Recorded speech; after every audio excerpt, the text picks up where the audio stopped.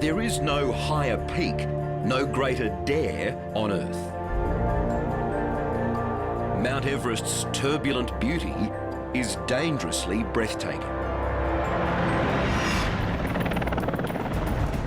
For every climber who makes it to the summit, Everest defeats many more. Hi, I'm the doctor. Can you open your eyes? And this young woman is in serious trouble. Who's going to carry? She's been plucked from Everest's higher slopes and brought down to base camp at the foot of the mountain, where Dr. Luann Freer runs Everest ER. Can you put your hands in front of you like this? Push me away. There is nothing she doesn't know about altitude and how it ravages the body. Can you lift this leg? In this thin air, Dr. Freer saves lives. It's so hard because she can't communicate very easily right now either, can she? Oh, she's in so much pain. She speaks good English, but she's just in agony right now.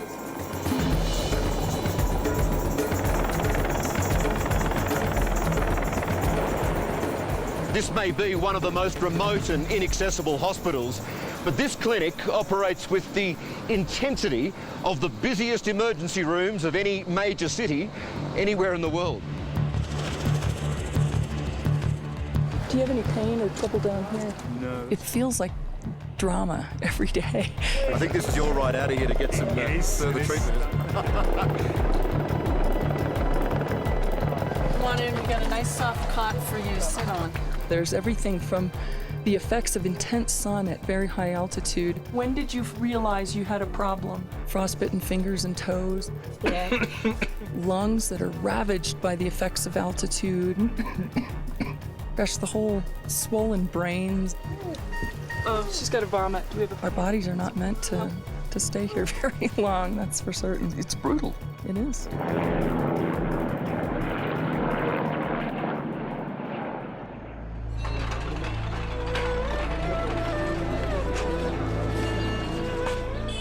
The journey to Mount Everest begins far more peacefully, a long way down the mountain in Nepal's capital, Kathmandu. Expeditions, ours included, embark with a short flight to the hilltop village of Lukla.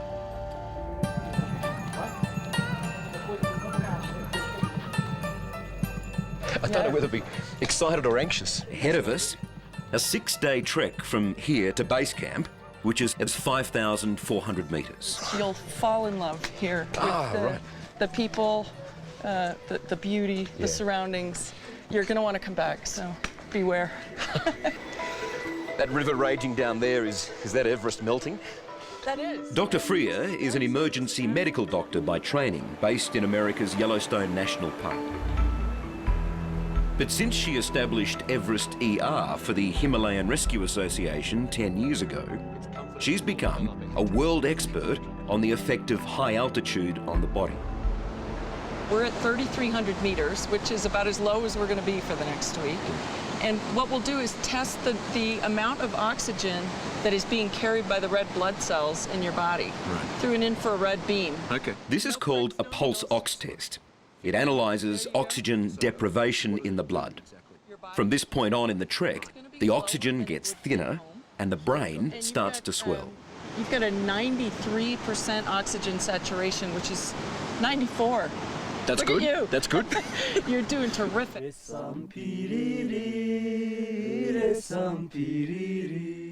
We're now 1,000 metres above Australia's highest peak.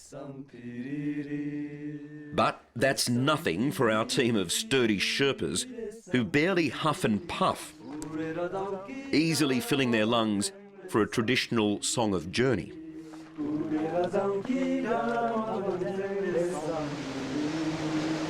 Have a look down here. We're a long way up. No thanks. I'll just look straight ahead.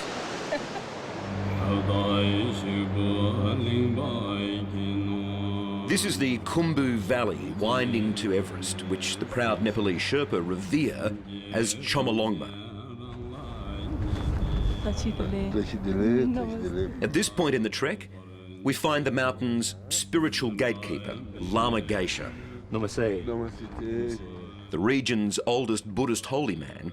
He offers blessings for safe travel ahead. Tutuche. It's incredibly special to meet the Lama. It's, yeah, it gets you right in your heart, doesn't it? Yeah. So he's given us a blessing for safe travel to Everest. Yeah, really, the goddess of Mother Earth, Chomolungma, they believe, lives in Mount Everest. So we're seeking her favor as we head up the hill. Yeah. Tradition is all around us.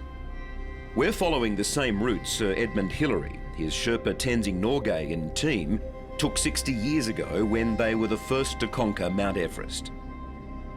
Then, as now, the journey follows the valley up to Base Camp, from where summiters embark on the arduous climb to the top of the world. From sea level to summit, it's 8,840 metres. But it's no longer lonely at the top. This year, some 1,500 attempt to climb Everest, including the new wave of cashed-up climbers who pay as much as $100,000 each. Platinum package deals where helicopters replace yaks. It's much harder to grab my breath. You're walking like a champ, Oh, it's just spectacular. isn't it? For those of us on foot, it's a steady slog that you wouldn't swap. Oh, and she's just peeked into view. Yeah, right there. There's the Everest just peeking out over the ridge there. And at last, Mount Everest reveals itself. It is incredible. The whole landscape is incredible. I mean, it's not just Everest, it's every other peak around here. It's majestic, it's monumental. It's actually hard to take in. The thing is, you spend so much time looking down, Yeah. you know, one footstep at a time, Right. and then suddenly you look up, Boom. bang, there's Everest. Yeah. Just incredible. Yak has right of way. They have the right of the way. The traffic on the trek builds. The forests give way to rocky, barren terrain. And finally, after a week of walking, we're there. Base Camp. And we arrived! Is this it? We're here! Yes! You made it! Yes! Give me a hug. Hold me up though. Yeah, exactly. Oh, Exactly. fantastic. But for Luann, there's barely time to catch her breath. It's straight to Everest ER. Here, give me one of your hands. This is the peak climbing window. Actually, look down a little bit. The weather's cleared, and hundreds of climbers are risking their lives to reach the top of the world. Hi, how are you? Well done, congratulations. Yeah, thank you very much. How does it feel? Oh, it's awesome. Yeah. Simply awesome. Best experience of my life. Among them, Australian doctor Simon Gower. Everest completes an amazing achievement. He's now climbed the highest peak on every continent in the world, the famed 7 summits. Give me a scale of exhaustion right now. Yeah, pretty tired. Sleep well tonight. It's awesome. Yeah. Yes, well, that's yeah, drink come through. Absolutely. Go and get a drink. I absolutely need one. Thanks Go and very get a much. drink. But for every climber who succeeds, there are many more who don't make it. Coming up, I passed 2 dead bodies. Everest emergency. I mean, it's called the death zone for a reason. Striving for the summit, whatever the cost. It can kill within hours.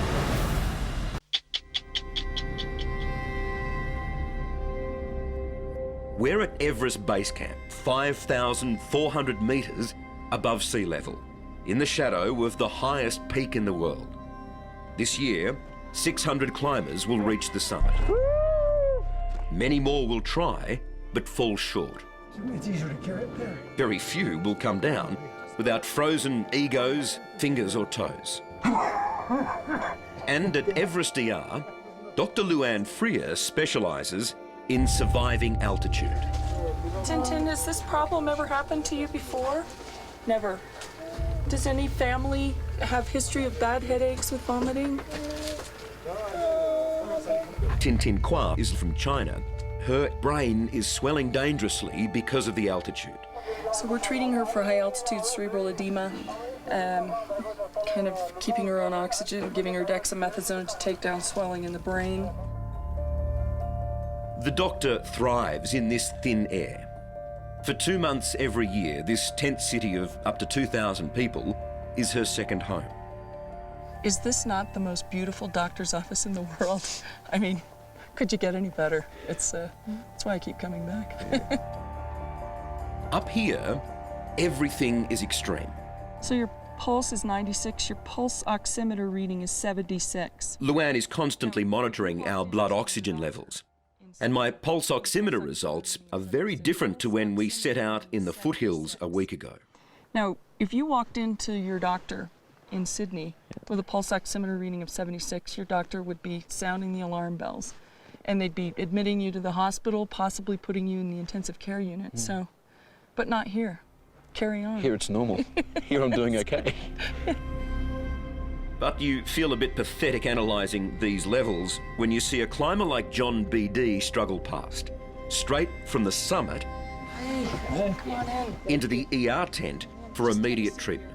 I mean, coughing uncontrollably, and with that uncontrollable coughing caused my head just to burst with pain. John's achieved his dream. He got to the top, but almost died trying. So I think I went about 35 minutes with no oxygen. His 2 essential oxygen bottles failed just as he pushed for the summit. I noticed I was getting colder. I noticed tunnel vision coming in, colors were leaving, and I started the climb feeling great, and I'm wondering what is going on. Maybe I'll have to turn around, but I just had that determination. Let's keep going and see what happens. Just takes 3 or 4 breaths. The one step is about all it takes. Which makes for slow going, but... That determination may sound crazy. They call it summit fever. Which is the best part of climbing, is when you're actually climbing. But look at it from John's point of view. He recorded every step of his climb. Oh yeah, baby, it's running. Not for the home crowd. The beauty, And here's the view downstairs. the sheer terror, and the ecstasy of success. It's amazing to see the stuff that I've always read about or seen in movies, and like, that's actually it. That's right there. You've got a base layer of clouds, mountains coming out of those. It was right at sunrise when I arrived there.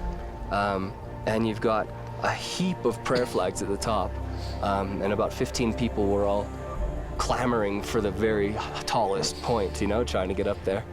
And everyone is just smiling and elated. I'm so excited to be up there. So when you're standing on that summit, when you are on top of the world, what does that feel like? Tell me. I wept like a child, like a baby. Since I knew what Everest was, I wanted to climb it. And I thought, that is my dream. And I felt like I was dreaming up there. When you're on the summit, the very peak, do you have long to take it in? I had about 11 minutes. But that's 11 minutes on top of the world. Through my teary eyes, it was the most incredible experience of my life, yeah. But his lungs were filling with fluid. A chronic case of high-altitude pulmonary edema, the most common lethal illness on Everest. In response to low oxygen in the air, some people have an intense constriction in the blood vessels that fill their lungs. And when those blood vessels constrict, there's less oxygen to go around. And it's the most common cause of death at high altitude. So we treat it with a lot of respect. I mean, it's called the death zone for a reason. It was great to be able to walk straight down, come in and get everything resolved. The blood vessels stopped feeding the end of the finger. So now it is dead. It's not just the needs of foreign climbers like John that inspired Luann to open Everest ER.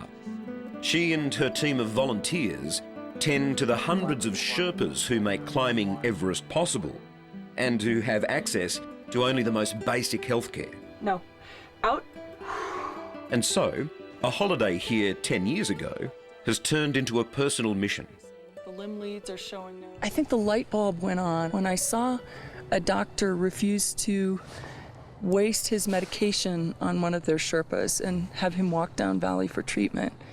And that's when it kind of occurred to me, well, what if we brought experts up here in altitude and wilderness medicine and we took care of everyone well? And it just felt like such a win-win to me. There's also a lot to lose. This season, the mountain claimed 9 lives. For John B.D., death was hard to avoid on Everest. Everyone up there's risking their life. I passed 2 dead bodies and 1 guy who was on the last breath of life. His elbows were frozen into place. He was upside down with his head downhill and his feet up. How did you know that he was alive at all? He was groaning very, very gently. I mean, the softest groan of "help me" you've ever heard in your life. It was, I can still hear it. And it just was harrowing to see that, to feel it, to know I could do nothing. If I gave him my oxygen, I would die. If I gave him medicine, he would probably be killed because his group had already given him medicine. So it would just overdose him. Nothing I could do. Tintin Kwa is lucky to be alive, but her Everest attempt is over. She didn't have what it takes to climb this mountain, but she did have the money.